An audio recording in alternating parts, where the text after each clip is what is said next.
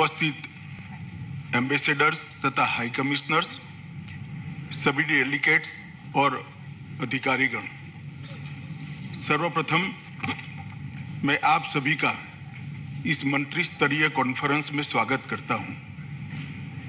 इस मंच से आप सभी के साथ संवाद करना, आपके साथ मेरे अनुभव, मेरे विचारों को साझा करना मेरे लिए आनंद की बात है। साथ ही मानवता के सामने सबसे बड़ी चुनौती टेररिज्म पर आप सभी के विचार सुनने के लिए भी मैं उत्सुक हूं। मुझे आशा है कि 2 दिन की इस चर्चा में हम एक वर्केबल तथा प्रैक्टिकल रोड मैप तय करने में सफल होंगे और टेररिज्म के खिलाफ की लड़ाई में एक निर्णायक मकाम पर पहुंचेंगे। टेररिज्म निसंदेह वैश्विक शांति और सुरक्षा के लिए सबसे गंभीर खतरा है, लेकिन मेरा मानना है कि टेररिज्म का वित्त पोषण टेररिज्म से कहीं अधिक खतरनाक है, क्योंकि टेररिज्म के मीन्स एंड मेथड को इसी फंड से पोषित किया जाता है और इसके साथ साथ दुनिया के सभी देशों के अर्थतंत्र को कमजोर करने का भी काम टेररिज्म के वित्त पोषण के माध्यम से होता है। भारत टेररिज्म के सभी रूपों और प्रकारों की घोर निंदा करता है। हमारा स्पष्ट मानना है कि निर्दोष लोगों की जान लेने जैसे कृत्य को उचित ठहराने का कोई भी कारण स्वीकार नहीं किया जा सकता। इसलिए मैं दुनिया भर के टेररिस्ट हमलों के पीड़ितों और उनके परिवारों के साथ अपनी संवेदना व्यक्त करता हूं। हमें इस बुराई से कभी समझौता नहीं करना चाहिए। भारत कई दशकों से टेररिज्म का शिकार रहा है, जो सीमा पार से प्रायोजित है। भारतीय सुरक्षा बलों और आम नागरिकों को निरंतर और समन्वयित तरीके से अत्यंत गंभीर टेररिस्ट हिंसा की घटनाओं से जूझना पड़ा है। इंटरनेशनल कम्युनिटी का एक कलेक्टिव अप्रोच है कि टेररिज्म के सभी रूपों की निंदा की जानी चाहिए, लेकिन तकनीकी क्रांति से टेररिज्म के रूप और प्रकार निरंतर बदल रहे हैं। ये हमारे लिए एक चुनौती है। आज टेररिस्ट या टेररिस्ट ग्रुप आधुनिक वेपन तथा इंफॉर्मेशन टेक्नोलॉजी और साइबर तथा फाइनेंशियल वर्ल्ड को अच्छी तरह से समझते हैं और उसका उपयोग भी करते हैं। टेररिज्म का डायनामाइट से मेटावर्स और AK-47 से वर्चुअल एसेट्स तक का ये परिवर्तन दुनिया के देशों के लिए निश्चित ही चिंता का कारण है और हम सभी ने साथ में मिलकर इसके खिलाफ साझी रणनीति तैयार करनी होगी। हम सभी मानते हैं कि टेररिज्म का खतरा किसी धर्म, राष्ट्रीयता या किसी समूह से जुड़ा नहीं हो सकता और नहीं होना चाहिए। टेररिज्म का मुकाबला करने के लिए सुरक्षा ढांचे तथा कानूनी और वित्त पोषण की व्यवस्था को मजबूत करने में हमने काफी प्रगति की है, लेकिन इसके बावजूद टेररिस्ट लगातार हिंसा को अंजाम देने, युवाओं को रेडिकलाइज करने तथा वित्त संसाधन जुटाने के नए तरीके खोज रहे हैं। टेररिस्ट अपनी पहचान छिपाने के लिए और रेडिकल मटेरियल को फैलाने के लिए डार्क नेट का उपयोग कर रहे हैं। साथ ही क्रिप्टो करेंसी जैसे वर्चुअल एसेट्स का भी उपयोग बढ़ रहा है।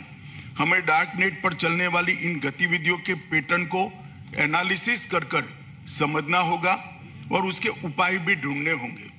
दुर्भाग्य से कुछ देश ऐसे भी हैं जो टेररिज्म से लड़ने के हमारे सामूहिक संकल्प को कमजोर करना या नष्ट करना चाहते हैं। हमने कई बार देखा है कि कुछ देश आतंकवादियों का बचाव करते हैं और उन्हें पनाह भी देते हैं। किसी आतंकवादी को संरक्षण देना आतंकवाद को बढ़ावा देने के बराबर है। ये हमारी सामूहिक जिम्मेदारी है कि ऐसे तत्व और ऐसे देश अपने इरादों में कभी सफल न हो सके। अगस्त 21 के बाद दक्षिण एशिया क्षेत्र में स्थिति में बहुत परिवर्तन आया है। सत्ता परिवर्तन तथा अल कायदा और आईसिस का बढ़ता प्रभाव रीजनल सिक्योरिटी के लिए एक महत्वपूर्ण चुनौती के रूप में उभर कर सामने आया है। इन नए समीकरणों ने टेरर फाइनेंसिंग की समस्या को और अधिक गंभीर बनाया है। 3 दशक पूर्व ऐसे ही एक रेजिम चेंज के गंभीर परिणाम पूरी दुनिया को सहन करने पड़े हैं। 9/11 जैसे भयंकर हमले को हम सभी ने देखा है। इस बैकग्राउंड में पिछले साल दक्षिण एशियाई क्षेत्र में हुए परिवर्तन हम सभी के लिए चिंता का विषय है।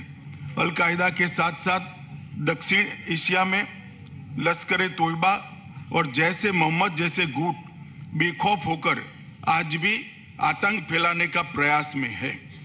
हमें कभी भी आतंकवादियों के पनाहगाहों या उनके संसाधनों की अनदेखी नहीं करनी चाहिए। ऐसे तत्वों को स्पॉन्सर करने वाले तथा इनको सपोर्ट करने वाले डबल स्पीक को भी हमने उजागर करना पड़ेगा।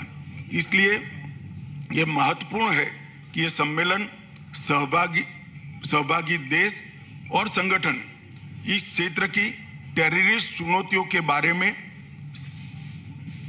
सिलेक्टिव या आत्मसंतुष्ट दृष्टिकोण न रखें। टेररिज्म के वित्त पोषण की समस्या व्यापक हो चुकी है।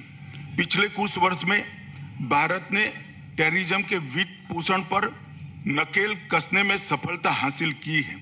टेररिज्म के वित्त पोषण के खिलाफ भारत की रणनीति इन 6 स्तंभों पर आधारित है। पहला, लेजिस्लेटिव और टेक्नोलॉजिकल फ्रेमवर्क को मजबूत करना। दूसरा, व्यापक मॉनिटरिंग फ्रेमवर्क का निर्माण करना। तीसरा, सटीक इंटेलिजेंस साझा करने का तंत्र पुख्ता करना। इन्वेस्टिगेशन एवं पुलिस ऑपरेशन को मजबूत करना। चौथा, संपत्ति की जब्ती का प्रावधान और उसका उपयोग करना। पांचवा, कानूनी संस्थाओं और इन तकनीकों के दुरुपयोग को रोकना। और छठा, अंतर्राष्ट्रीय सहयोग एवं समन्वय स्थापित करके इसके खिलाफ अंतर्राष्ट्रीय स्तर पर लड़ाई को मजबूती देना। भारत ने इस दिशा में अनलॉफुल एक्टिविटी प्रिवेंशन एक्ट में संशोधन करने, नेशनल इन्वेस्टिगेशन एजेंसी NIA को मजबूत बनाने और फाइनेंशियल इंटेलिजेंस को नई दिशा देने के साथ टेररिज्म और उसके वित्त पोषण के खिलाफ की लड़ाई को सुदृढ़ किया है। यह हमारे निरंतर प्रयासों का ही परिणाम है कि भारत में टेररिस्ट घटनाओं में अत्यधिक कमी हुई है। इसके परिणाम स्वरूप टेररिज्म के कारण होने वाले आर्थिक नुकसान में भी काफी कमी हुई है। भारत का मानना है कि टेररिज्म से निपटने का सबसे प्रभावी तरीका इंटरनेशनल कोऑपरेशन और राष्ट्रों के बीच रियल टाइम तथा ट्रांसपेरेंट सहयोग ही है। प्रत्यार्पण, अभियोजन, इंटेलिजेंस शेयरिंग, कैपेसिटी बिल्डिंग तथा CFT जैसे क्षेत्रों में देशों के बीच में सहयोग टेररिज्म के मुकाबला करने के लिए बहुत महत्वपूर्ण है। यह देखते हुए कि टेररिस्ट और टेररिस्ट समूह आसानी से सीमाओं के पार संसाधनों का समन्वय और संयोजन करते हैं, हमारा आपसी सहयोग और महत्वपूर्ण हो जाता है। वैश्विक स्तर पर नारकोटिक्स के अवैध व्यापार के उभरते ट्रेंड्स और नार्को टेरर जैसी चुनौतियों से टेरर फाइनेंसिंग को एक नया आयाम प्राप्त हुआ है। इसको देखते हुए सभी राष्ट्रों के बीच इस विषय पर घनिष्ठ सहयोग की आवश्यकता है। संयुक्त राष्ट्र जैसे बहुपक्षीय संस्थाओं और FATF जैसे आम सहमति प्लेटफॉर्म की उपस्थिति CFT के क्षेत्र में टेररिज्म को रोकने के संदर्भ में सबसे अधिक प्रभावी हो सकती है। FATF मनी लॉन्ड्रिंग और आतंकियों के वित्त पोषण को रोकने और उसका मुकाबला करने के लिए वैश्विक मानक स्थापित करने और क्रियान्वयन में महत्वपूर्ण भूमिका निभा रहा है। वर्चुअल एसेट्स के रूप में एक नई चुनौती हमारे सामने है। वर्चुअल एसेट के नए तरीकों का उपयोग आतंकवादियों द्वारा फाइनेंशियल ट्रांजैक्शन के लिए किया जा रहा है। वर्चुअल एसेट्स माध्यमों, फंडिंग इंफ्रास्ट्रक्चर तथा डार्क नेट के उपयोग पर नकेल कसने के लिए मजबूत और कारगर ऑपरेशनल सिस्टम की दिशा में हम एक रूपता से काम करें, यह आज की मांग है। यूनाइटेड नेशंस, IMF, इंटरपोल और अन्य हितधारकों जैसे दुनिया भर की कानून प्रवर्तन एजेंसियां, फाइनेंशियल इन्वेस्टिगेटर और रेगुलेटर इस दिशा में अधिक सकारात्मक प्रभाव डाल सकते हैं। हमें इन चुनौतियों को गहराई से समझना होगा और वैश्विक स्तर पर आतंक के वित्त पोषण के लिए नई तकनीकों को रोकने का प्रयास करना होगा। जैसे प्रयास हाल ही में नई दिल्ली में संपन्न इंटरपोल की आम सभा में किया गया था। भारत सूचनाओं का आदान प्रदान, प्रभावी सीमा नियंत्रण के लिए क्षमता निर्माण, आधुनिक तकनीकों के दुरुपयोग को रोकने और वित्तीय प्रवाह की निगरानी और रोकथाम तथा जांच और न्यायिक प्रक्रियाओं में सहयोग करके टेररिज्म का मुकाबला करने के सभी प्रयासों में प्रतिबद्ध है। वैश्विक समुदाय को नो मनी फॉर टेरर के लक्ष्य को प्राप्त करने के लिए टेरर फाइनेंसिंग के मोड, मीडियम और मेथड को समझकर उन पर कड़ा प्रहार करने में वन माइंड वन अप्रोच के सिद्धांत को अपनाना होगा। आज हमने भारत के प्रधानमंत्री श्री नरेंद्र मोदी जी के संबोधन के साथ इस सम्मेलन की शुरुआत की है।